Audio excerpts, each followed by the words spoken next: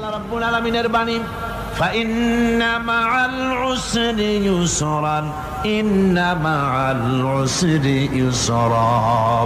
আল্লাহ পাক বলেন, জেনে রাখো, দুঃখ এবং কষ্টের সাথে রয়েছে সুযোগ আর সুবিধা, আর অসচ্ছলতার সাথে রয়েছে উদার সচ্ছলতা। জোরে কোন সুবহানাল্লাহ। কাজে ভয় পাওয়ার কারণ নাই, হতাশ হওয়ার কারণ নাই। মন আশায় বুক বেঁধে রাখো। গুনাহ করেছো, হতাশ হয়ো না। যুবকদের গুনাহ করা স্বাভাবিক।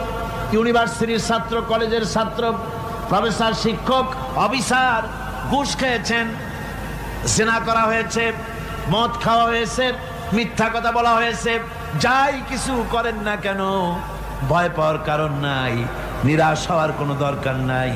আল্লাহ পাক ডেকে বলেছেন, কুল ইয়া ইবাদিয়াল্লাযীনা সারাফু আলা আনফুসিহিম লা তাকনাতু মির রাহমাতিল্লাহ। আরে আমার আল্লাহর মতো এত ভালো আর কেউ আছে? এত দরদ আর কারো আছে?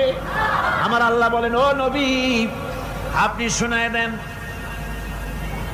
হে আল্লাহর বান্দারা, তোমরা যারা নিজেদের উপরে বাড়াবাড়ি করেছো, নিজেদের উপরে জুলুম করেছো, অত্যাচার করেছো, আমি আল্লাহর রহমত থেকে নিরাশ হয়ে যেও না। মানুষ যদি অপরাধ করে, বাপের সাথে অপরাধ করেছে, মায়ের সাথে অপরাধ করেছে, মা বাবা সন্তানের চাইতে এত বড় কল্যাণকামী তো আর কেউ নাই, কিন্তু মা বাবা কোনোদিন বলে না আয় আমার ছেলে তোরে মাফ করে দেই, এরকম বলে নাকি? মন চায় ছেলে যদি মাপ চাইতো, খুশি হয়ে মাফ করে দিতাম, কিন্তু কেন যে আসে না, ডাকে না যে আয় মাফ করে দেই।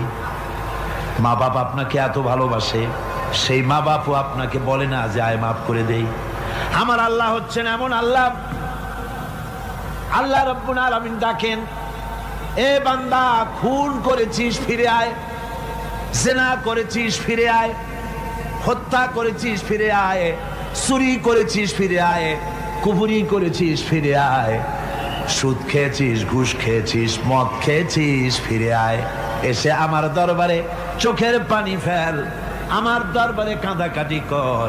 ইন্নাল্লাহা ইয়াগফিরুয যুনুবা জামিআ ইন্নাহু হুয়াল গফুরুর রহিম। আমার দরবারে চোখের পানি ফেলে কাঁদ, আমি রব্বুল আলামিন জিন্দেগীর গুনাহ মাফ করে দেব। সুবহানাল্লাহ কোন, সুবহানাল্লাহ কোন। আমার কাছে কাঁদ, চোখের পানি ফেল। আল্লাহ রাব্বুল আলামিনের কাছে বান্দার দুইটা ফোঁটা বেশি প্রিয়। একটা হলো জিহাদের ময়দানে যে রক্ত ফোঁটা দেওয়া হয়, এটা আল্লাহর কাছে প্রিয়। আর আল্লাহর ভয়তে গুনার জন্য লজ্জা করে, অনুশোচনা করে বান্দা যখন চোখের পানি ছেড়ে দেয়, আল্লাহর কাছে এটা অত্যন্ত প্রিয়। নবীজি বলেছেন, বান্দা যখন গুনার ভয়তে, আল্লাহর ভয়তে, জাহান্নামের ভয়তে অনুশোচনা করে যখন চোখ দিয়া পানি ছেড়ে দেয়, ওই চোখের পানি নাকের অর্ধেক আসতে না আসতে আল্লাহ রাব্বুল আলামিন বান্দারে মাফ করে দেন। আল্লাহ বরদাস্ত করতে পারেন না যে বান্দা কান্দু। আমার ভাইরা, আল্লাহ রহমত, এই পৃথিবীতে আল্লাহর রহমতকে 100 ভাগ করা হয়েছে। আল্লাহ রহমতের কত ভাগ? এই 100 ভাগের 1 ভাগ সারা পৃথিবীতে ছড়াই দেওয়া হয়েছে।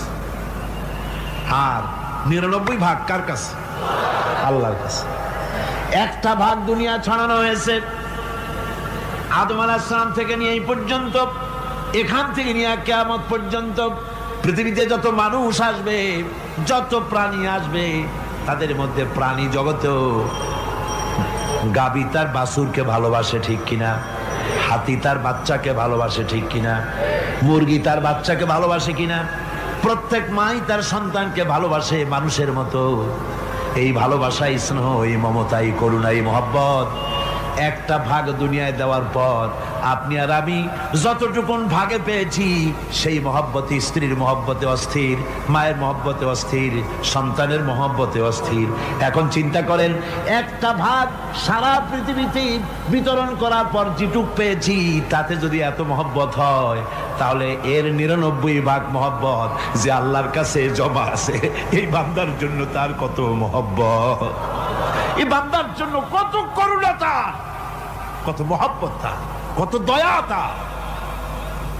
এজন্য আল্লাহ রাব্বুল আলামিন বলেছেন, নাব্বি ইবাদি আন্নী আনাল গফুরুর রহিম। ও আমার নবী, সুসংবাদ দিয়ে দাও, বান্দাদেরকে শোনায় দাও যে আমি আল্লাহ তাআলা ক্ষমাশীল আর দয়াবান। হুজুর কাঁদতেছিলেন, হযরত ওমর রাদিয়াল্লাহু তাআলা আনহু এসে দেখেন হুজুর একা কাঁদতেছে। হুজুর জিজ্ঞেস করছেন, হযরত ওমর জিজ্ঞেস করলেন, হুজুর আপনি কাঁদেন কেন একা একা? হযরত ওমর বলেন, আমি যখন প্রশ্ন করলাম নবীজি বললেন, আমার কাছে কিছু আগে জিবরাইল এসেছিলেন, জিবরাইল এসে আমাকে বললেন আল্লাহ পাক বলেছেন, হে আমার নবী, ইসলামের ভিতরে থেকে যে সমস্ত মানুষগুলো ইসলামের ভিতরে থেকে চুল আর দাড়ি পাকায় দিছে, কিয়ামতের দিন এই লোকগুলারে আমি শাস্তি দিতে আমার শরম হবে। হযরত ওমর বলেন, হুজুর উম্মতের জন্য কত বড় খোঁজ খবর এটা, আর আপনি কাঁদতেছেন। হুজুর বলেন, ওমর তুমি জানো না আমার কান্নার কারণ ভিন্ন। আমার কান্নার কারণ হলো যে আল্লাহ রাব্বুল আলামিন কিয়ামতের দিন দাড়ি চুল পাকা বান্দারে শাস্তি দিতে শরম করবেন, সেই দাড়ি চুল পাকা বান্দাগুলি আল্লাহর সাথে নাফরমানি করতে শরম করে না। আমি এই লজ্জায় কাঁদতেছি।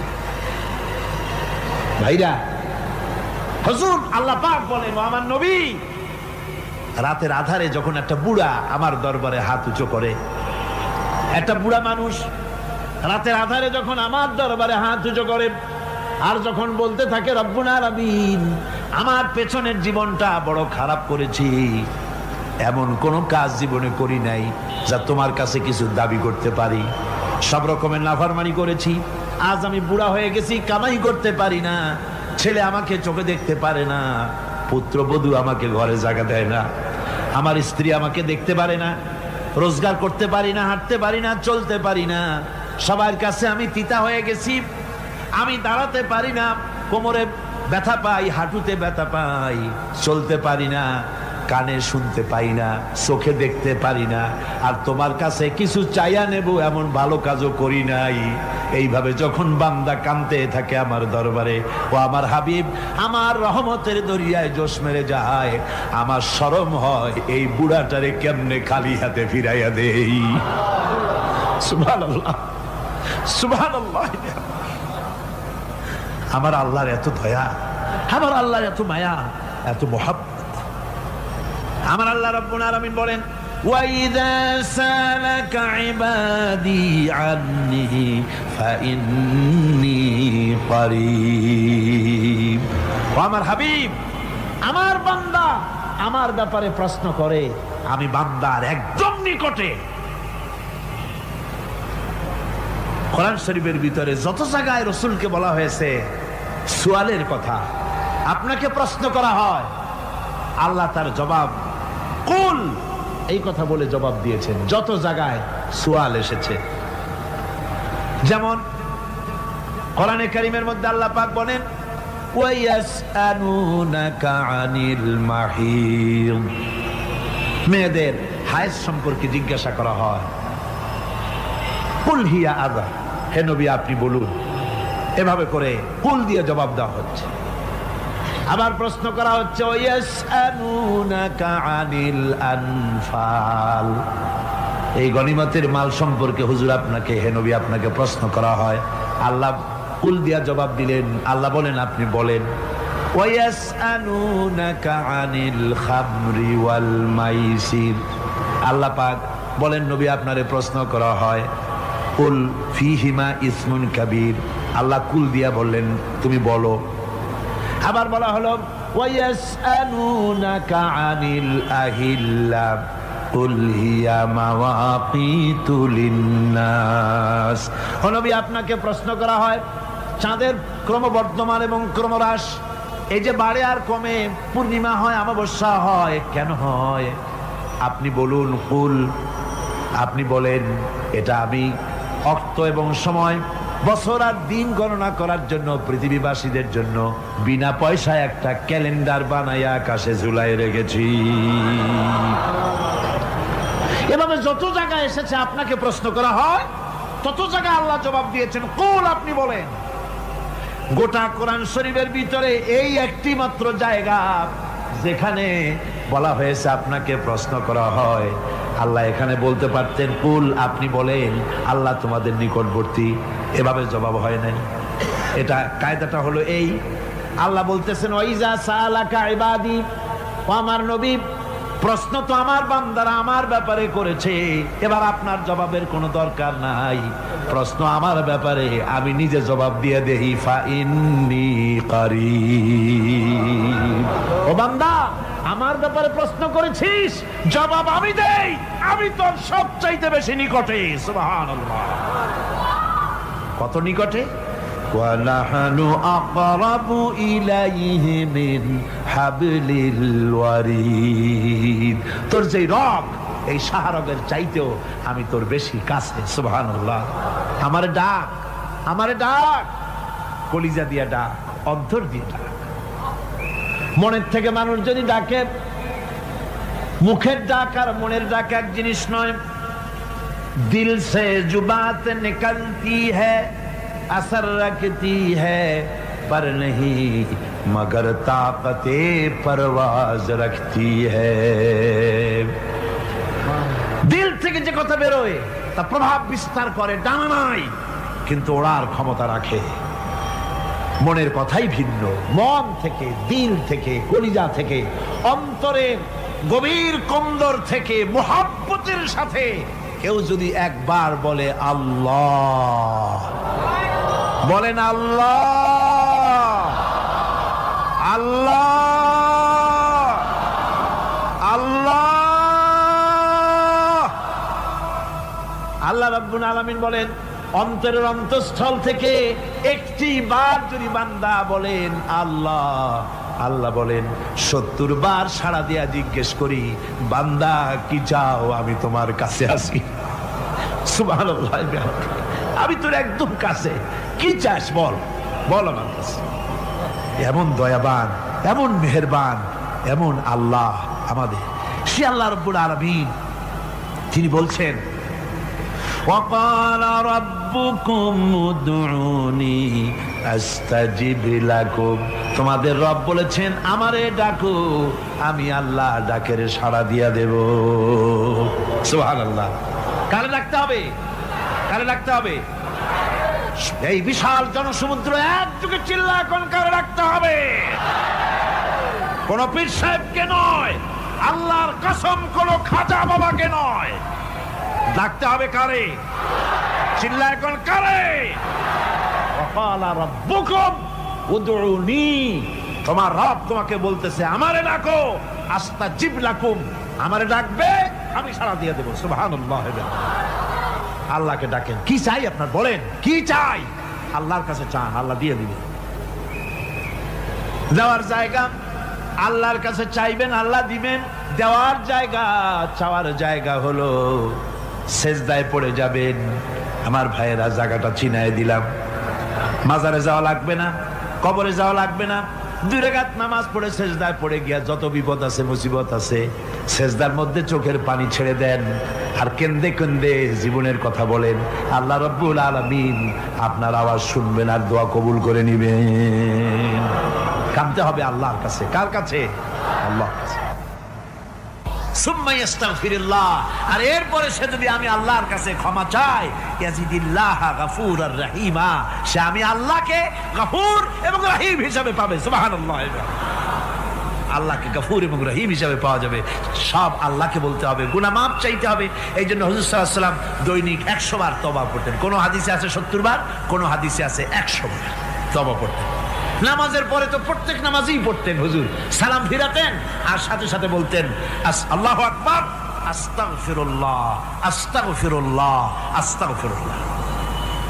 মনে থাকবে আপনাদের? মনে থাকবে? সালাম ফিরে কি বলবেন? না, সালাম ফিরে আবার সাথে সাথে বলবেন আল্লাহু আকবার, তারপরে পড়বেন আস্তাগফিরুল্লাহ আস্তাগফিরুল্লাহ আস্তাগফিরুল্লাহ, তওবা করবেন। আল্লাহর কাছে সবসময় গুনাহ মাফ চাইতে থাকবেন, বিনীত থাকবেন। আল্লাহকে পাওয়া যাবে, তাকে রহিম হিসেবে পাওয়া যাবে। সুতরাং ঈমান বিল্লাহ, আল্লাহর প্রতি ঈমান আনলে পরে চতুর্থ নম্বরের যে উপকারটা হবে সেটা হলো হতাশায় ভুগবে না, নিরাশায় ভুগবে না, আশায় বুক বেঁধে উঠবে, ঈমান মজবুত হবে, আল্লাহর কাছে মানুষ বিনয়ী হয়ে যাবে। এবার পঞ্চম নম্বরের উপকার আমি বলছিলাম, ঈমান বিল্লাহ, আল্লাহর প্রতি ঈমান আনলে পরে অসংখ্য উপকার হয়, অসংখ্য বৈশিষ্ট্য আছে। এর 6টা উপকারের কথা আমি বলবো। কয়টা? অসংখ্য উপকারের ভিতরে প্রধান 6টি উপকারের কথা বলবো। এর বললাম কয়টা? 4টে বলছি। এবার বলো পঞ্চম উপকারের কথা। আল্লাহর প্রতি আপনি পূর্ব পশ্চিমে কতবার মুখ ঘোরালেন, এটাই কিন্তু আপনার আসল সৎ কাজ নয়। আসল সৎ কাজ হলো আল্লাহর প্রতি ঈমান আনা। এই ঈমানের ব্যাপারে 3টা দিন আমরা পার করে দিলাম, এখনো কথা শেষ হয় নাই। আল্লাহর প্রতি ঈমান আনলে পরে যে উপকারটা হবে পঞ্চম নম্বরে, সেটা হলো কঠোর এবং কঠিন বিপদের ভিতরে বান্দার ভিতরে অবিচলতা এবং ধৈর্যের সৃষ্টি হয়ে যাবে। আলহামদুলিল্লাহ। কঠিন বিপদ মুসিবত আসলে পরে সে অবিচল থাকবে।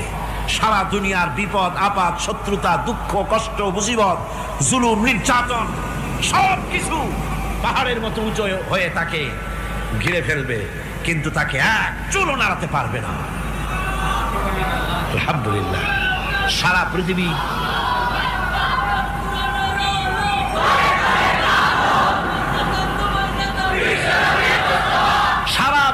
একদিকে আর সে একা একদিকে থাকবে।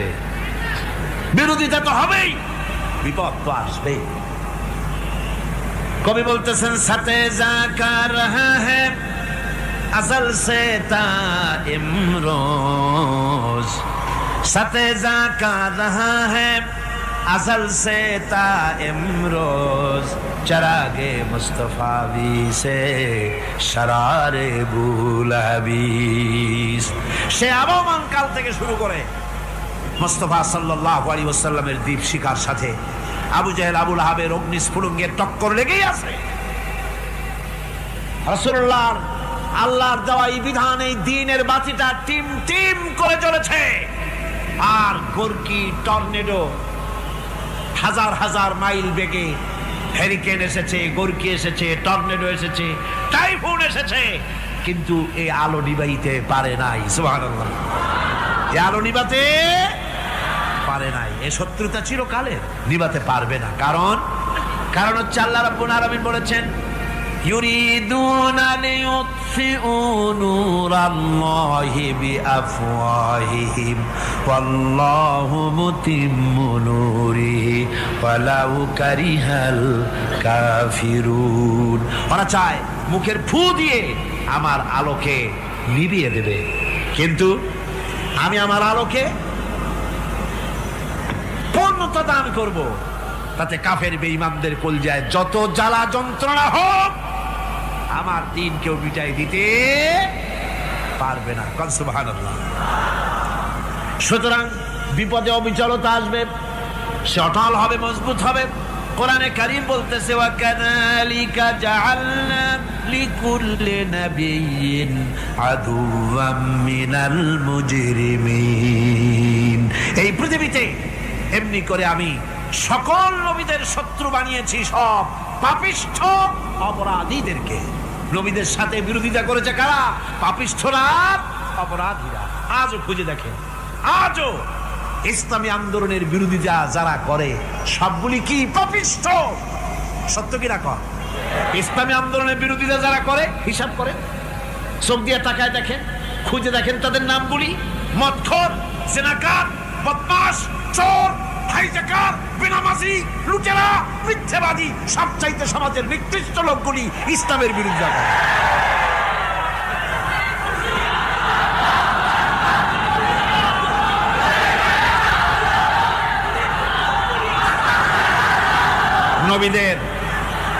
নবীদের শত্রু আল্লাহ বলেন সব যুগে নবীদের সাথে শত্রুতা করেছে পাপিষ্ঠরা। আল্লাহর কথা, কার কথা? সকল যুগে নবীদের সাথে শত্রুতা করেছে পাপিষ্ঠরা, নিকৃষ্ট ধরনের অপরাধীরা। সুতরাং নবী রাসূলদের অবস্থা যখন এই, তখন দ্বীনের দাওয়াত যারাই দেবে তাদের কিসমত এরকম হবেই। এই বাধার মোকাবেলা তাদেরও করতে হবে। এই যে বাধাটা আসে, এই যে মারে, অপরাধ কি? এই যে তারা চোর বা ডাকাত যাদের মারা হয়।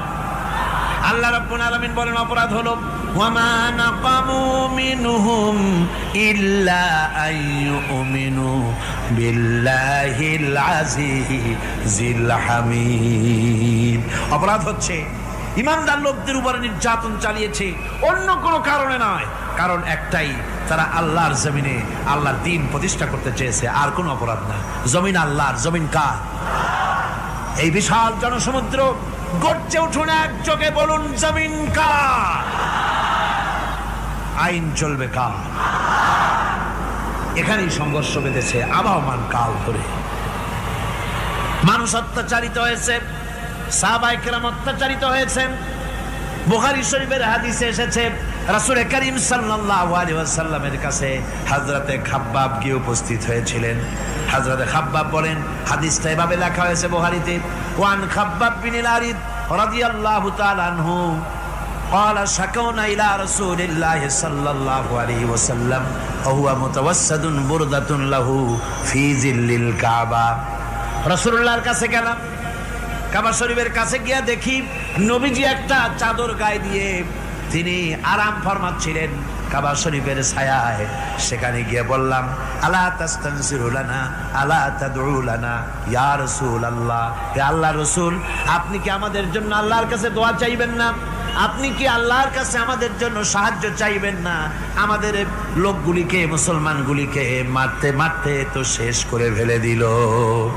তারা আমাদের সুমাইয়াকে মারলো, আমাদের খাব্বাবকে উটের সাথে পায়ের দড়ি লাগায় টানলো, আমাদের খোবায়েবকে তারা আগুনের উপরে চিৎ করে শোয়ায় রাখলো, না খায় রাখতেছে, মারতেছে, কষ্টে তো শেষ হয়ে গেলাম। হুজুর, আপনি কি আমাদের জন্য দোয়া করবেন না? হাদিস শরীফে এসেছে নবীজি উঠে বসলেন সোজা হয়ে। নবীজি বলেন, ও আমার সাহাবী, ও খাব্বাব, শোনো, তোমাদের আগে এই পৃথিবীতে যারা দ্বীনের দাওয়াত দিতে এসেছিলেন তাদেরকে সমকালীন রাষ্ট্রশক্তি, সমাজ শক্তি তাদেরকে ধরতো। ফায়ুখাজুর রাজুলো, তাদেরকে তারা ধরতো। ফায়ুহফারু লাহু ফিল আরদ, আর তার জন্য জমিনের ভিতরে কবর বানাইতো। ওই কবর ফায়ুজালু ফিহা, ওই কবরের ভিতরে তাকে কোমর পর্যন্ত গেড়ে দিত। সুম্মা ইউতা বিল মানশার, এরপরে করাত আনতো। ফায়ুদাউ আলা রাসিহি, এরপরে ওই করাত তার মাথার উপরে রাখতো। ফায়ুজালু নিসফাইন, এরপরে করাত দিয়া চিরে জীবিত মানুষটারে দ্বিখণ্ডিত করে ফেলে দিত। মা ইয়াসুদ্দুহু যালিকা আন দীনিহি, ও আমার খাব্বাব, এত কষ্ট দেওয়ার পরেও সেই যুগের কোন মুসলমানকে, দ্বীনের দায়ীদেরকে আল্লাহর দ্বীন থেকে এক চুলো তারা সরাই দিতে পারে নাই, এক চুলো সরাতে পারে নাই। ওয়াল্লাহি, ও খাব্বাব, আমি আমার আল্লাহর নামে কসম করে বলছি, লা ইউতাম্মান্নাল্লাহু হাযাল আমরা হাত্তা ইয়াসিরা আর-রাকিবু মিন সানা ইলা হাযরামাউত। আমি কসম করে বলি, আল্লাহ রাব্বুল আলামিনের এই সানা থেকে হাযরামাউত পর্যন্ত লোকেরা যাতায়াত করবে, সুন্দরী রমণীরা গমন করবে, সদাগরেরা যাতায়াত করবে, টাকা নিয়া পয়সা নিয়া যাতায়াত করবে। তাদের মনের মধ্যে লুটের ভয়, টাকার ভয়, চুরির ভয়, ডাকাতির ভয়, জেনার ভয়, হত্যার ভয়, ধর্ষণের ভয়, কোনো ভয় থাকবে না। লা ইয়াখাফু ইল্লাল্লাহ, আল্লাহ ছাড়া কোনো ভয় থাকবে না। এমন একটা সমাজ, এমন একটা সময় আসবে। ওয়ালাকিন্নাকুম তাস্তাজিলুন, অথচ খুব তাড়াহুড়ো তোমরা করতেছো। তাড়াহুড়ো করো না, সময় আসবে ইনশাআল্লাহ। আমার ভাইয়েরা, আমার বন্ধুগণ, কঠিন বিপদে অবিচলতা এবং ধৈর্যের দৃষ্টান্ত রেখে গেছেন আম্বিয়া আলাইহিমুস সালাম। সুবহানাল্লাহ। কঠিন বিপদে অবিচলতা, দৃঢ়তা, ধৈর্য কারে বলে, তার দৃষ্টান্ত কারা রেখেছেন? আম্বিয়া আলাইহিস সালাম, ওনারাই আমাদের আদর্শ, নবীরাই আদর্শ, সাহাবায়ে কেরাম রিদওয়ানুল্লাহ তাআলা আলাইহিম আজমাইন আমাদের আদর্শ। ভাইরা আমার, মুসা আলাইহিস সালামকে ফেরাউন যখন ঘিরে ফেলে দিল, কোরআনের সব কথা গল্প গুজবার ইতিহাসের জন্য লেখা হয় নাই। কোরআনের মধ্যে যা লেখা হয়েছে সব বান্দাদের উপদেশের জন্য, যাতে করে লোকেরা চিরটা কাল এর থেকে উপদেশ নেওয়া নিজেদের তৈরি করতে পারে। জোরে বলেন সুবহানাল্লাহ।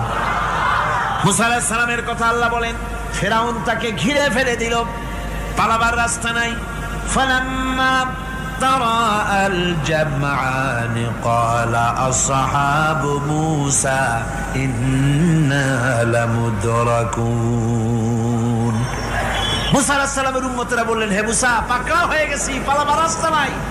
তিন দিক থেকে আমাদেরকে ঘেরাও করেছে ফেরাউনের শক্তি।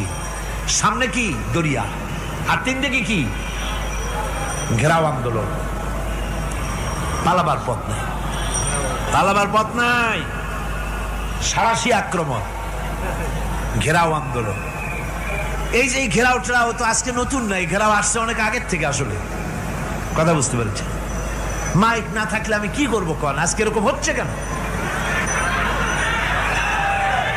আগামীকাল ঠিক হবে ইনশাআল্লাহ, রাগ করেন না। গান হচ্ছে, বসেন বসেন। শয়তান ঢুকছে মাইকের মধ্যে। অনেক সময় হয় কি, মাইকের হাই পাওয়ারের যে মেশিন আছে, এর ভিতরে ইথার থেকে রেডিওর ওই গানগুলি ওর মধ্যে ঢুকে পড়ে। কথা বুঝতে পেরেছেন? এই জন্য শয়তান তো আর বসে থাকে না, ওরও তো কিছু করার আছে। ধৈর্য ধরেন, ধৈর্য ধরেন। কালকে অপারেটরদেরকে মাওলানা শামসুদ্দিন সাহেবের কাছে অনুরোধ করব, অপারেটর একটু ভালো করে হেদায়েত করে দেবেন। মাইকে আজকে আমার নিজেরও কষ্ট হচ্ছে, আমিও বুঝতে পারছি না যে আমার কথাগুলি কি আওয়াজে বেরোচ্ছে, যার জন্য আমাকে বেশি চিল্লাইতে হচ্ছে। বক্তাকে কি লাউডে তার কথা বেরোচ্ছে তা তার কানে আসতে হয়, তাহলে বোঝা যায় যে আমার কথাগুলি কিভাবে বেরোচ্ছে। এটা এই অবস্থায় সিচুয়েশন আজকে নাই, এবং লোকেরাও মাইকের ব্যাপারে আজকে অভিযোগ করেছে, যা বিগত 16 বছরে করে নাই। সেটের ব্যাপারে কোথাও কোনো অসুবিধা হয়েছে? মাইকটা ভালো, এবং মাইক যারা দেন প্রতি বছর খেদমত করে, আল্লাহ তাদের প্রতি রহম করুন। সবাই বলেন আমিন। এদেরকে রাগ করে পথে পাই আবার মারধর করেন না। সিলেটের যে তাফসির মাহফিল হয়, বিগত 19 বছর তাফসির করেছি একটানা, এবার 20 বছর পুরো হবে ইনশাআল্লাহ। সিলেটে একটানা 20 বছর তাফসির করতেছি সেখানে। তো মাইক, একটা লোক বিনা পয়সায় মাইক দেয়, মাইকের ভাড়া সে নেয় না। তাফসিরের মাহফিলের মাইকের ভাড়া নেয় না। যে বছর এরশাদ সরকার আমাকে প্লেন থেকে নামতে দিল না, আপনাদের মনে আছে? সিলেট থেকে ফিরাই দিল। এই খবরটা মাইকম্যান যখন শুনেছে যে আমাকে নামতে দেয় নাই, ফিরাই দেওয়া হয়েছে, সাথে সাথে স্ট্রোক করেছে, হার্ট ফেল করে দুনিয়া থেকে বিদায় হয়ে গিয়েছে। সিলেটে তাফসির হতে পারবে না, এই কথা সে বরদাস্ত করতে পারে না। আমি কেঁদেছি আর দোয়া করেছি, আল্লাহ, কোরআনের মহব্বতে লোকটার এই অবস্থা হলো, তোমার জান্নাত তুমি দয়া করে তাকে দান করে দিও। কাজে কোনো ব্যবসায়ী চায় না যে তার ব্যবসাটা খারাপ হোক, লোকেরা মন্দ বলুক। এ মাইকের ব্যাপারে আপনারা আজকে রাগারাগ করেন না, যা হয়েছে কালকে ভালো হবে ইনশাআল্লাহ। সবাই বলেন ইনশাআল্লাহ। এখন চলেন আমরা ফেরাউনের অবস্থা দেখে গিয়া কি করতেছে ফেরাউন। মুসা আলাইহিস সালামকে ঘেরাও করে ফেলেছে, পালাবার উপায় নাই। একদিকে দরিয়া, তিন দিকে ফেরাউনের শক্তি। এই যে ঘেরাও টেরাও মানে নতুন তো না, ধর্মঘট নতুন না, পুরানা জিনিস। এই পৃথিবীতে সর্বপ্রথম ধর্মঘট কিসের উপরে হয়েছে জানেন? এই পৃথিবীর প্রথম ধর্মঘট হয়েছে পেঁয়াজ, রসুন আর ডাইলের উপরে, মুসা আলাইহিস সালামের জামানায়। লান নাসবিরা আলা তাআমিন ওয়াহিদ, আমরা এক রকমের খাদ্য আর খাবো না, আমাদের পেঁয়াজ দেওয়া লাগবে, ডাল দেওয়া লাগবে, রসুন দেওয়া লাগবে। সর্বপ্রথম ধর্মঘট হয় মুসা আলাইহিস সালামের জামানায়, সেখান থেকে শুরু হয়েছে। কিন্তু মশাল মিছিল যে আসলো কই থেকে, এইটা আমি খুঁজে পাইনি। পরে প্রত্যেকটা জিনিসের তো ইতিহাস আছে, আমি খুঁজতে খুঁজতে পেলাম। আমি জানি না এর ইতিহাস মূলে কোথায়, কিন্তু আমি যতদূর খুঁজে পাইছি সেটা হলো মশাল মিছিলের আবিষ্কার হয়েছে লঙ্কায় রাবণের সময়। হনুমানের লেজে আগুন দিয়া তারপরে লঙ্কা কাণ্ড ঘষালো, নামই আছে লঙ্কা কাণ্ড। হনুমানের লেজে আগুন দিয়ে রাবণ যে লঙ্কায় মশাল মিছিল করেছিল হনুমানকে দিয়া, ওই হনুমানের ওই সিস্টেমটা এখনো আমাদের দেশে চালু আছে। এইটা আসলে কোন ভদ্র লোকের এই মিছিল হওয়া উচিত না। আগুন নিয়ে কিসের মিছিল? আগুন হলো জাহান্নামের প্রতীক। আগুন কিসের প্রতীক? জাহান্নামের প্রতীক। যদিও আমাদের উপকারে লাগে, কাজে লাগে। সুতরাং আমরা যা করব প্রত্যেকটা জিনিসের পেছনে সুন্নতে নববীর কোনো না কিছু থাকতে হবে। কথা বুঝতে পেরেছেন? 3 দিক থেকে ঘেরাও হয়ে গেছে, পালাবার কোনো রাস্তা নেই। হযরতে মুসা আলাইহিস সালামের কাছে উম্মতেরা বললেন, পালাবার তো কোনো পথ নাই, এখন উপায়টা কি? আমাদের তো আর উপায় নাই। মুসা আলাইহিস সালাম দেখেন বিপদে পড়ে গেছেন, কিন্তু ধৈর্য হারান নাই, ভয় পান নাই। ভয় পাইছিলেন? ভয় পেয়েছেন? প্রশ্নই ওঠে না। মুসা আলাইহিস সালাম আল্লাহ পাক যাদেরকে বলেছেন উলুল আযম রাসূল, যাদের বলেছেন তার মধ্যে হযরত মুসা একজন উলুল আযম পয়গম্বর। চারটিখানি কথা না, আল্লাহ কথা বলছেন তার সাথে, কালিমুল্লাহ তিনি। সুবহানাল্লাহ। কোন মুসা আলাইহিস সালাম শোনালেন, কাল্লা ইন্না মাইয়া রাব্বি সায়াহদিন। কখনো নয়, আমার উম্মতেরা ভয় পেও না, আমার রব অবশ্যই আমাকে পথ দেখাবে। সুবহানাল্লাহ। 3 দিক থেকে শত্রু, একদিকে দরিয়া, পালাবার কোন রাস্তা নাই। সেখানে দৃঢ়তার সাথে তিনি বলছেন, অবশ্যই আমার আল্লাহ আমারে পথ দেখাবে। সুবহানাল্লাহ। নবীরা এই দৃঢ়তা দেখিয়েছেন, অবিচলতা দেখাইছেন। আল্লাহ পাক মুসা আলাইহিস সালাম যখন এই দৃঢ়তা দেখালেন, এই অবিচলতা দেখালেন, সঙ্গে সঙ্গে জিবরাইল এসে হাজির হয়ে গেলেন। আল্লাহ পাক বলেন, ফাআওহাইনা ইলা মূসা আন আদরিব বিআসাকাল বাহরা ফানফালাকা ফাকানা কুল্লু ফিরকিন কাত্তাউদিল আযীম। মূসা আলাইহিস সালামকে আমি ওহী নাযিল করলাম, তাকে বললাম হাতে যে লাঠি আছে এই লাঠি দিয়ে আঘাত করো দরিয়ার উপরে। দরিয়ার উপরে আঘাত করলেন, একটা রাস্তা হয় নাই, 12টা রাস্তা তৈরি হয়ে গেল। আর দেওয়ালগুলা পাহাড়ের মতো উঁচা হয়ে গেল। দরিয়ার ভিতরে পাহাড়ের মতো উঁচা মজবুত 12টা রাস্তা। এবার মুসা আলাইহিস সালাম তার দলবল নিয়ে চললেন। আল্লাহ রাব্বুল আলামিন বলেন, ওয়া আনজাইনা মূসা ওয়া মান মাআহু আজমাইন। মুসা এবং তার সাথী সঙ্গীদেরকে আমি পার করে দিলাম। মুসা আলাইহিস সালাম এবং তার সাথী সঙ্গী নিয়ে যখন দরিয়ার মাঝখানে আসছে, ফেরাউন তার দলবল নিয়ে এসে গেছে। আসিয়া দেখে নদীর মধ্যে রাস্তা। বাবা, খুব তো কায়দা। ও মনে করছে ওর বাজানের তৈরি করা ডিস্ট্রিক্ট বোর্ডের রাস্তা। ওর লোকজন নিয়ে নেমে গেছে দরিয়ার ভিতরে। ও আসছে মাঝখানে, মুসা আলাইহিস সালাম চলে গেছে ওপার, দরিয়া পার। মাঝখানে যখন এসে গেল, আল্লাহ রাব্বুল আলামিন পানিকে অর্ডার করলেন কুন। আল্লাহর তো বটন টেপা লাগে না, মুখ দিয়া কোনো হুকুম করা লাগে না, শুধু বলেন কুন। যে ব্যাপারে কুন বলেন ফায়াকুন, সাথে সাথে হয়ে যায়। আল্লাহ বললেন কুন, আর অমনি রাস্তা বন্ধ হয়ে গেল। এবার তুফান শুরু হয়েছে নদীতে, ঢেউয়ের উপরে ঢেউ, মৌজুন কাল জিবাল, পাহাড়ের মতো উঁচু হয়ে হয়ে ঢেউ আসতেছে। দলবল ঘোড়া আর অস্ত্রপাতি যা ছিল সব মরিয়া শেষ। এবার ফেরাউন একা উপরে ওঠে আর নিচে নামে, পানি খেতে খেতে পেটের কাম সারা। জনমের খাওয়া খাইছে পানি, এখন জান যায়। বাঁচবার আর উপায় নাই, বাঁচবার আর উপায় নাই। ফেরাউন তার নিজের জীবন সম্পর্কে হতাশ হয়ে গেল। এবার ফেরাউন বলতেছে, আমানতু আন্নাহু লা ইলাহা ইল্লাল্লাযী আমানাত বিহি বানু ইসরাঈল। আমি ঈমান আনলাম, আমি ঈমান আনলাম আল্লাহ ছাড়া কোনো ইলাহ নাই। ওই আল্লাহর উপর ঈমান আনলাম যে আল্লাহর উপরে ঈমান এনেছে বনি ইসরাঈলেরা। আল্লাহ যাতে ঠিক পাইছে কোন আল্লাহর উপর ঈমান আনছে। বনি ইসরাঈল আল্লাহর উপর ঈমান আনলাম। আল্লাহ এই তো মুসলমান হয়ে গেছি, এরপরও আমার জুবাও কেন? আল্লাহ রাব্বুল আলামিন জবাবে বলেন আল আন, এখন ওয়াকাদ আসাইতা ক্বাবলু ওয়া কুনতা মিনাল মুফসিদিন, এখন ঈমান আনার কথা বলছো, অথচ যুগের পর যুগ, বছরের পর বছর ধরে আমার মানুষের উপরে মন গড়া আইন চালায়েছো, আমার পয়গম্বরের সাথে বেয়াদবি করেছো। আজ তোমাকে আমি ছাড়ছি না, তোমাকে আজকে ছেড়ে দেব না, আমি তোমাকে মারব। আর সমস্ত প্রাণীগুলিকে, স্থলচর প্রাণীগুলিকে আল্লাহ পাক অর্ডার দিয়া দিলেন, এই ফেরাউনের লাশকে ডুবাবি না, পচাবি না, খাবি না।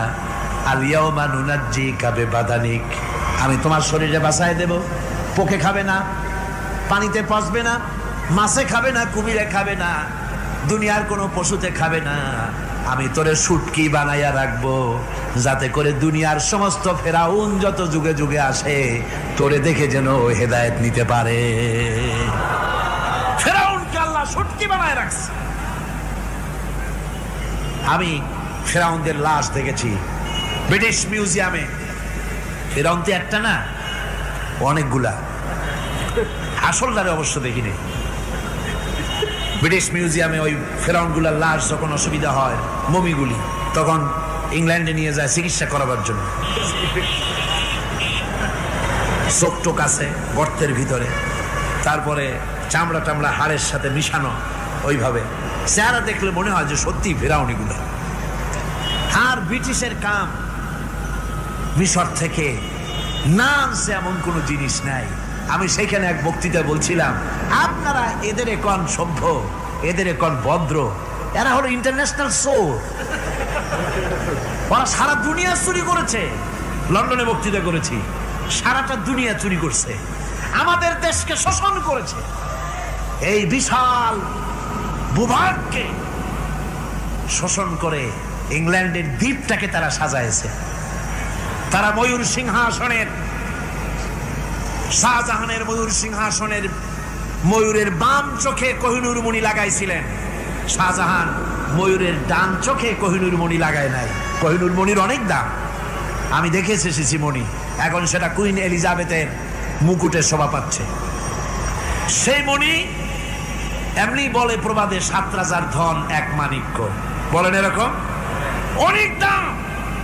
শাহজাহান দেখালেন, আমি মুসলমান, আমার কাছে এটার দাম নাই, এই জন্য ময়ূরের ডান চোখে লাগালাম না, বাম চোখে লাগাই দিলাম। এইটাতে চুরি করছে। তারপরে মিশর থেকে, মিশরের মমি চুরি করেছে, জুতা চুরি করছে, ছাতি চুরি করছে, পিসা চুরি করেছে। আমি বললাম এগুলা কি ভদ্রলোক নাকি? এরা জুতা চোর, পিসা চোর, লাঠি চোর, সব চুরি করেছে। যাই দেখেন ব্রিটিশ মিউজিয়ামের মধ্যে সব দুনিয়ার চুরি করা জিনিস নিয়ে তারা মানুষকে দেখাইয়া পয়সা অর্জন করছে। টিপু সুলতানের তরবারিটা পর্যন্ত চুরি করেছে। আজ পর্যন্ত ব্রিটিশ মিউজিয়ামে টিপু সুলতানের তরবারিটা আছে, আমি তরবারিটা দেখে এসেছি। আমার বন্ধুগণ, বলতেছিলাম যে পৃথিবীতে আল্লাহ রাব্বুল আলামিন নবীরা তাদের চরিত্র দিয়ে বিপদের মোকাবেলা করে, দুনিয়ার সামনে কঠিন বিপদের মোকাবেলা করে অবিচলতা, দৃঢ়তা দেখায় গেছেন যে কেমন করে এই পৃথিবীতে বিপদের সামনে মোকাবেলা করতে হয়। ধৈর্য ধরতে হবে, বিপদ আসবে পাহাড় সমান হয়ে, আপনাকে ধৈর্য ধারণ করতে হবে সেভাবে বুক বেঁধে। যেহেতু এটা যদি বিশ্বাস হয় যে আমার কিসমতে যা আছে তার থেকে বেশি কিছু হবে না, তাহলেই আপনার ধৈর্য আসবে, ভয় পাবেন না। কথা ঠিক কিনা কন?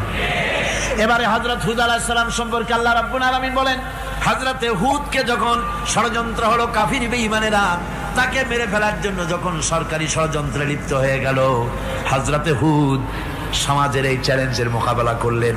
হযরত হুদ বলেন, ফাকিদুনি জামিআন সুম্মা লা তুনজিরুন ইন্নী তাওয়াক্কালতু আলাল্লাহি রাব্বি ওয়া রাব্বি বিকুম, আমি তোমরা তোমাদের ষড়যন্ত্র আমার বিরুদ্ধে যত পারো আমার বিরুদ্ধে ষড়যন্ত্র চালাও, এতটুকুন আমার অবকাশ দিও না। আমি এমন আল্লাহর উপরে ভরসা করেছি যার হাতের ভিতরে তোমাদেরও জান আর আমারও জান। যা পারো তাই করো। সরকার সমস্ত শক্তি একত্রিত হয়ে আমার মোকাবেলা করো। একদিকে হুদ আলাইহিস সালাম, আর একদিকে গোটা জাতি। হযরত হুদ ভয় পায় নাই। সুবহানাল্লাহ কোন। ঈমান বিল্লাহ মানুষের কলিজাকে এভাবে শক্ত করে দেয়। কোন আলহামদুলিল্লাহ। এবারে এই বিপদের, কঠিন বিপদের মোকাবেলা করে আমার রাসূল যে প্রমাণ দিয়া গেলেন, আমার রাসূল যে কঠিন বিপদের মোকাবেলা করলেন, ভাইরা আমার, হিজরতের রাতে সওদ পাহাড়ের ভিতরে যখন তিনি আশ্রয় নিলেন, হযরতে আবু বকরের সাথে ছিলেন। হযরতে আবু বকর রাদিয়াল্লাহু তাআলা আনহু বলেন, হুজুর আপনি দাঁড়ান, এটা তো পাহাড়িয়া গুহা, গুহার ভিতরে সাপ থাকতে পারে, বিচ্ছু থাকতে পারে, আমি আগে ঢুকি, বিপদ যদি হয় আমার উপর থেকে হয়ে যাক। গুহার ভিতরে নেমে গুহা সাফ করলেন। এরপরে হুজুরকে ডাকলেন, হুজুর তাশরীফ নিলেন গুহার ভিতরে। এরপরে হুজুর বললেন, আবু বকর, পাহাড়ে হেঁটে হেঁটে 2-3টা পাহাড় পাড়ি দিয়া যাওয়া লাগে সোর পাহাড়ে। মদিনার সোজা রাস্তা হুজুর ধরেন নাই, মেসফালার পথ দিয়া জাবালে কেদোয়ার উপর দিয়া 3টা পাহাড় পাড়ি দিয়া তারপরে হুজুর গেলেন সোর পাহাড়ে। গুহার ভিতরে হুজুর তাশরীফ নিলেন। বললেন, আবু বকর তুমি বসো, তোমার উরুর উপরে মাথা রেখে আমি একটু আরাম করি। হযরতে আবু বকর বসলেন, হুজুর তার উরুর উপরে মাথা রেখে ঘুমায় গেলেন। আর এরপরে কাফির বেঈমানেরা তালাশ করতে করতে কাফেররা এসে গেল পায়ের চিহ্ন দেখে দেখে গর্তের কাছে। হযরত আবু বকর ভয়তে কেঁদে ফেললেন, আরে আর তো উপায় নাই, এবার তো ধরা পড়ে গেছি, এবার নবীজিকে মেরে ফেলে দেবে। নবীর মহব্বতে, নিজের মহব্বতে নয়, নবীর মহব্বতে কাঁদতেছিলেন। হুজুর বলেন, হুজুরের ঘুম ভেঙে গেল। বলো, আবু বকর কাঁদো কেন? ছেলের কথা, মেয়ের কথা, বিবির কথা, বাড়ির কথা মনে পড়লো নাকি? হযরত আবু বকর বলেন, ইয়া রাসূলুল্লাহ, আল্লাহর কসম করে বলি, যেদিন ঈমান এনেছি এই কলিজার ভিতরে মা বাপ, স্ত্রী, পুত্র, পরিজন, এমনকি আমার নিজের জীবনের চাইতে আপনারে বেশি ভালোবাসি। কাঁদো কেন? কাঁদো কেন? হযরত আবু বকর বলেন, হুজুর ধরা পড়ে গেছি, কাফেররা এসে গেছে গর্তের কাছে, তাকালি আমাদের দেখতে পাবে, আমরা তো মাইনরিটি, ওরা তো মেজরিটি, আমরা তো ধরি মারি ফেলাই দেবে, আপনাকে মেরে ফেলে দেবে, এই জন্য কাঁদি।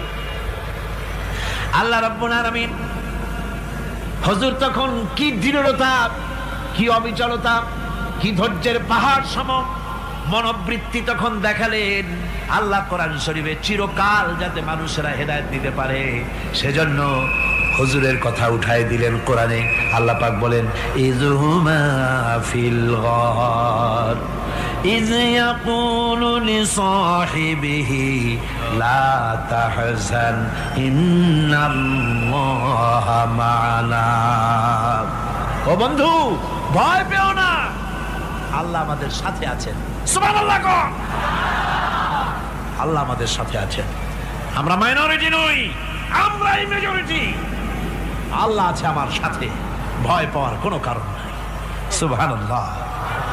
আল্লাহ পাক বলেন, ফাআনসালাল্লাহু সাকিনাতাহু আলাইহি ওয়া আইয়াদাহু বিজুনুদিন লাম তারাওহা। আমি এদের অন্তরের ভিতরে আমি শান্তি নাজিল করে দিলাম, প্রশান্তি দিয়া দিলাম, আর আমি সাহায্য করলাম, আর এমন সব সৈন্য পাঠায় দিলাম যে সৈন্যগুলি তোমরা দেখতে পাও নাই। সুবহানাল্লাহ ওয়া বিহামদিহি। ভাইরা আমার, রাসূল করিম সাল্লাল্লাহু আলাইহি সাল্লাম এই বিপদের মাঝে, চরম বিপদের মাঝে অবিচলতা, দৃঢ়তা, কঠিন আত্মনির্ভরতা দেখিয়েছেন। এগুলি হলো ঈমানের 5ম নম্বরের উপকারিতা। আল্লাহর প্রতি ঈমান আনলে এভাবে পাহাড় সম ঈমান মজবুত হয়ে যায়। জেলের পরোয়া করি না, ফাঁসির পরোয়া করি না, শহীদ হওয়ার পরোয়া করি না, মেরে ফেলে দেবে, উড়ায় দেবে, হত্যা করবে, পরোয়া করি না। পরোয়া করি কেবলমাত্র কাকে? জোরে বলেন কারে? এইরকম মুসলমান হাজার হাজার লাখ লাখ দরকার নাই, 313 জন যথেষ্ট। কয়জন যথেষ্ট? 313 জন যথেষ্ট। বদরে যারা জান দিয়ে মাল দিয়ে দিনকে প্রতিষ্ঠিত করেছিলেন। এরকম 313 দিনই যথেষ্ট ছিল। এই দৃঢ়তা, এই অবিচলতা, এই ঈমান, এই ধৈর্য শিক্ষা দেয়, এই উপকার করে ঈমান বিল্লাহ। আল্লাহর প্রতি ঈমান আনলে এভাবে পাহাড়ের মতো শক্ত হয়ে যায় কলিজা। কোন আলহামদুলিল্লাহ। আমার বন্ধুগণ, এবার আমি বলবো সর্বশেষ উপকারের কথাটা বলি, মোনাজাত ছেড়ে দেব। কয়টার কথা বলছিলাম? উপকার 6টা উপকারের কথা বলেছি। অনেকগুলি বৈশিষ্ট্য, অনেকগুলি উপকারের মধ্যে আল্লাহর প্রতি ঈমানের 6টা উপকারের কথা 5টা বলা হয়ে গেছে। এবার 6ষ্ঠ নম্বর এবং শেষ নম্বর, এটা হচ্ছে আল্লাহর প্রতি ঈমান আনলে পরে তার দ্বারা সবচাইতে বেশি ফায়দা পায় সমাজ এবং রাষ্ট্র। কোন আলহামদুলিল্লাহ, কোন আলহামদুলিল্লাহ। আল্লাহর প্রতি ঈমানের দ্বারা নৈতিক সংশোধন হয় এবং রাষ্ট্র আর সমাজ সবচাইতে বেশি উপকৃত হয়। কারণ হলো ঈমানদার ব্যক্তি আল্লাহর প্রতি যে ঈমান এনেছে তার মনের মধ্যে ধারণা এটা হয়, আমার কোনো কাজ তো গোপন থাকে না। ইন্নাল্লাহা লা ইয়াখফা আলাইহি শাইউন ফিল আরদি ওয়ালা ফিস সামা। আল্লাহর কাছে গোপন বলতে কিছু নাই, আকাশেও নাই, জমিনেও নাই, কোনো কিছু গোপন নাই। সুতরাং আমি যা করি সব আল্লাহ দেখেন এবং শোনেন। এমনকি মানুষ যে কল্পনা করে সে কল্পনাও আল্লাহ টের পায় না, নাকি? টের পায় কিনা? وَإِن تُبْدُوا مِنْ أَنفُسِكُمْ أَوْ تُخْفُوهُ يُحَاسِبْكُم بِهِ اللَّهُ। মনের ভিতরে যে কল্পনা করো, আল্লাহ পাক বলেন এই কল্পনারও হিসাব আমি রব্বুল আলামিন তোমার কাছ থেকে নেব। ফায়ুআযযিবু মান ইয়াশাউ, যারে খুশি শাস্তি দেব আর যারে খুশি আমি maaf করে দেব। জোরে বলেন সুবহানাল্লাহ। ফায়াগফিরু লিমান ইয়াশা ওয়া ইউআযযিবু মান ইয়াশা, যারে খুশি maaf করব, যারে খুশি শাস্তি দেব, কল্পনারও হিসাব নেব। এই কথা মুমিনের যদি জানা থাকে তাহলে আর তার কোনো চিন্তা থাকে না, তার নৈতিক চরিত্র ভালো হয়ে যায়। কোন সুবহানাল্লাহ। আমার বন্ধুগণ, ঈমানদার লোক আল্লাহর প্রতি ঈমান আসলে পরে সমাজ উপকৃত হয়, রাষ্ট্র উপকৃত হয়ে যায়। যেহেতু বান্দা জানে আমি দায়িত্বহীন কোনো কথা বলতে পারবো না, দায়িত্বহীন কোনো কাজ করতে পারবো না। আল্লাহ পাক বলেছেন, মা ইয়ালফিযু মিন কাউলিন ইল্লা লাদাইহি রাকীবুন আতীদ। বান্দা এমন কোনো কথা বলে না যে কথা আমার ফেরেশতারা রেকর্ড করে না রাখে। কাজী মুমিন ব্যক্তি আল্লাহর ভয়তে দায়িত্বহীন কথা বলবে না। নির্বাচন আসতে পরে রাস্তা সোনা দিয়ে বান্ধায় দেব, এই করব সেই করব, না খাইয়া কেউ মরবেন না। আসে না নির্বাচনের সময় সারাগালি বদনারা মঞ্চে দাঁড়িয়ে কত বড় বক্তৃতা করে, ভাইয়ের আমার, বোনের আমার, এবার আমার বোতল মার্কা বাক্স, আপনারা আমাকে ভোট দিয়ে দেশ এবং জাতির আরেকবার 12:30 বাজাইবার সুযোগ দিন। এবার ক্ষমতায় গেলে কেউ না খাইয়া মরবেন না, কিন্তু কি খাইয়া মরবে তাও বলে না। এর মারফতি অর্থ হচ্ছে এই, ওরা যদি ক্ষমতায় যেতে পারে তাহলে বিষ খাইয়া হোক, গুলি খাইয়া হোক, কিছু না কিছু খেয়ে মরতে হবে। একেবারে খালি পেটে মরলে গ্যাস্ট্রিক হওয়ার সম্ভাবনা আছে। ঈমান বিল্লাহ যদি না থাকে, আল্লাহর ভয় যদি না থাকে, তাহলে দায়িত্বহীন কথা বলে। আর আল্লাহর ভয় যদি থাকে তাহলে নৈতিকতার সংশোধন হয়ে যায়, দায়িত্বপূর্ণ কথা বলে, মানুষকে ফাঁকি দেয় না। আমার বন্ধুগণ, আল্লাহ রাব্বুল আলামিন তার বান্দা যারা আল্লাহকে ভয় করে, সে ভয় করা বান্দাগুলির মনের মধ্যেই চিন্তা এসে যায়, আমি যেখানে থাকি না কেন আল্লাহ আমাকে দেখতেছেন, শুনতেছেন। রাতে হোক দিনে হোক যেখানে আছি আল্লাহ আমারে দেখতেছেন। আল্লাহ পাক বলতেছেন, ওয়া হুয়া মাআহুম ইজ ইউবাইতুনা মা লা ইয়ারদা মিনাল কওলি ওয়া কানা আল্লাহু বিমা ইয়ামালুনা মুহীতা। আল্লাহ পাক বলেন, আমি তো আমার বান্দার নিকটে তখনও থাকি যখন সে গোপনে গোপনে রাতের বেলায় আমার মর্জির খেলাফ পরামর্শ করে। আমার মর্জির খেলাফ পরামর্শ করতেছে রাত্রে, আমি তো তখনও কাছে থাকি, ওটা আমি শুনি। ঈমান যদি আসে তাহলে এই সব কাজ থেকে সে বিরত থাকে। সে যদি কম হয় সেখানেও আল্লাহ, বেশিও যদি হয় সেখানেও আল্লাহ। এমন কোন জায়গা আছে নাকি চিটাগংয়ে যেখানে আপনি একটা আকাম করবেন আর আল্লাহ টের পাবে না? কোন আছে নাকি? আচ্ছা চট্টগ্রামে না থাকুক, বাংলাদেশের কোন জায়গা আছে নাকি? পার্বত্য চট্টগ্রামে যত পাহাড় আছে, উঁচু নিচে জায়গা আছে, ওই জায়গায় বোধহয় আছে নাকি? সারা পৃথিবীতে আছে কোথাও? আল্লাহকে ফাঁকি দেওয়ার জায়গা কোথাও? সব স্পষ্ট। আল্লাহ কি ঘুমায় নাকি? ঘুমায়? তার কাছে দিনও যায় রাতও তাই, সমানে তিনি দেখতে পান, শুনতে পান, সবকিছু দেখতে পান, সবকিছু শুনতে পান। তাকে ফাঁকি দেওয়ার কোনো উপায় না। এই জন্য ৬ষ্ঠ নম্বরের উপকার যেটা হয় সেটা হলো সমাজ উপকৃত হয় ওই মানুষ দিয়ে যার মধ্যে ঈমান আছে। হযরত ওমর রাদিয়াল্লাহু তাআলা আনহু রাতের আধারে শেষ রাত্রে ঘুরতেছিলেন, দেখেন এক বাড়িতে কথা হচ্ছে, কথাবার্তার আওয়াজ পাওয়া যায়। মনে করলেন কোনো অসুখ বিসুখ নাকি। ঘরে গিয়ে কান পাচ্ছেন দেওয়ালের সাথে, শুনতে পাচ্ছেন ভিতরে বুড়ি মা তার মেয়েকে বলছে, এই মেয়ে ওঠ, উটের দুধ দোয়াই নিয়ে আসছি, এর মধ্যে পানি মিশা, তারপর সকালে বাজারে নিয়ে যা। মেয়ে বলছে, মা এই কামটা আমি পারবো না। কেন পারবি না? হযরত ওমর ফরমান জারি করেছেন, দুধে পানি মিশাতে নিষেধ করেছেন, কাজে এই কাজটা আমি পারবো না। আরে বেটি, আমিরুল মুমিনিন দেখ এখন কোথায় যাই ঘুমায় আছে, সে কি দেখতেছে নাকি যে পানি মিশাই না কি মিশাই?